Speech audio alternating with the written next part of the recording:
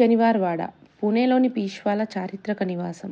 ఇది 1732లో 1వ బాజీరావు చేత నిర్మించబడింది. 1818 వరకు మరాఠా సామ్రాజ్యానికి ప్రధాన కార్యాలయంగా పనిచేసిన ఈ 13 అంతస్తుల కోట 1828లో భారీ అగ్ని ప్రమాదానికి గురైంది. ప్రస్తుతం శిథిలావస్థలో ఉంది.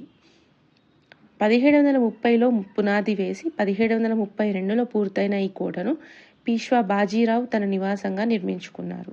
ఇది పూణే సంస్కృతికి మరియు మరాఠా పాలకుల అధికారానికి ప్రతీక. ప్రారంభంలో ఇది 13 అంతస్తుల భవనం.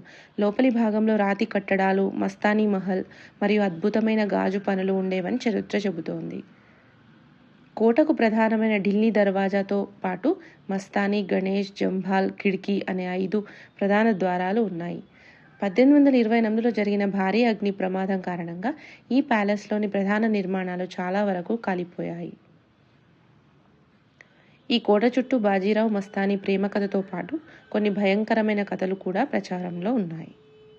ప్రస్తుతం మిగిలి ఉన్న బలమైన రక్షణ గోడలు, ప్రధాన ద్వారాలు మరియు తోటలతో కూడిన ఈ ప్రదేశం పర్యాటకులను ఆకర్షిస్తోంది.